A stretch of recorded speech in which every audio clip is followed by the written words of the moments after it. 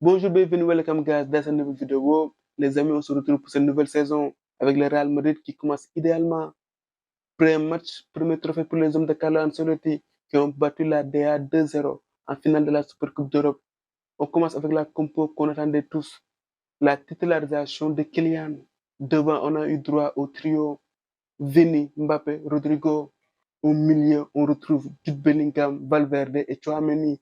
Pour ce match, on sait que le Real est privé de Camavinga. Il s'est blessé à l'entraînement.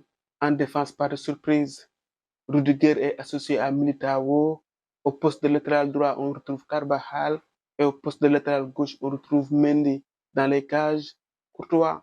La DA pour cette rencontre est privée de Samaka. En début de rencontre, le Real a tenu le ballon, mais ensuite ça s'est équilibré. On sait que la DA est une équipe joueuse.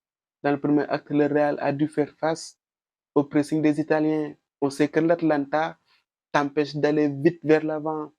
En premier mi-temps, j'ai ressenti l'absence de Toni Kroos, surtout sur les sorties de balle. Je me disais que le Real devait apprendre à jouer sans Toni Kroos. Il n'y avait pas de préposé pour les sorties de balle. En fin de premier mi-temps, le Real a accéléré. Et la meilleure situation dans ce premier acte est venue dans le temps additionnel, avec l'extérieur de Vini qui trouve Rodrigo, qui voit sa frappe heurter la barre transversale. Les gars, je vais m'arrêter sur Vini. Il a agrandi sa panoplie. Sur les passes, il devient de plus en plus précis, il devient de plus en plus dangereux. Et il a de ses inspirations. Les gars, sur cette action, il nous a sorti un extérieur du pied, s'il vous plaît, du pied gauche. Et un peu plus tôt, il avait trouvé Jude sur une louche. Ce soir encore, il a été immense. Sur ce premier match, on peut tirer déjà quelques enseignements. Au milieu, on a deux relayeurs qui cavalent, deux milieux relayeurs qui savent se projeter. Jude, dans sa capacité à apporter du danger dans le camp adverse, il se retrouve finisseur. Au milieu, il a été omniprésent. Dans le second acte, il nous a régalé. De l'autre côté, Valverde lui aussi s'est projeté. Mais lui, c'est dans sa capacité à prendre le couloir. Même si sur ce match, il s'est retrouvé buteur sur un service de Vini. En deuxième mi-temps, le Real a vraiment accéléré. Même si la première occasion est pour la DA avec la tête de Pasalic. Mais il y a un énorme arrêt de Thibaut Courtois. Cette balle-là, je la vois au fond. Par la suite, le Real a marqué, comme je l'ai dit, par l'intermédiaire de Valverde. Et ensuite, M. Kylian Mbappé a ouvert son contre-but sur une passe de Jude Bellingham. Mbappé, pour sa première, a montré des choses intéressantes. Dans le G7, il y a des choses à parfaire. Il doit s'habituer à ses nouveaux coéquipiers. Il doit aussi s'habituer dans son nouveau rôle de numéro 9. Il ne faut pas oublier que les joueurs autour de lui sont habitués à jouer ensemble. Au sein de ce collectif, il doit trouver sa place. Son but va lui donner de la confiance. Un autre enseignement qu'on peut tirer, c'est qu'en l'absence de Toni Kroos, c'est Rodrigo qui a été choisi pour tirer les coups de pied arrêtés. Et Don Carlo, comme à son habitude, a donné sur le plan offensif beaucoup de liberté à ses attaquants. Il y a eu des permutations devant. Et en phase défensive, c'était plutôt Jude Bellingham et Rodrigo qui venaient bloquer les couloirs.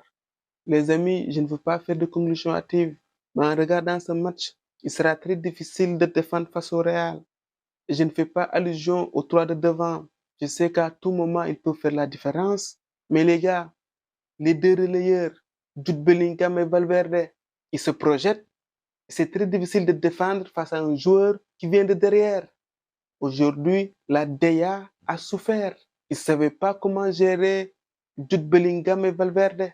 Une fois que ce constat a été fait, les amis, si on analyse les aptitudes de Jude et de Valverde, on va se dire que le Real va avoir moins de maîtrise, surtout dans la conservation du ballon, comme à l'époque avec Toni Kroos et Modric, qui n'étaient pas des joueurs qui cavalaient, qui se projetaient. Le Real gagne dans sa manière de varier, de porter du danger, mais va perdre en termes de conservation du ballon.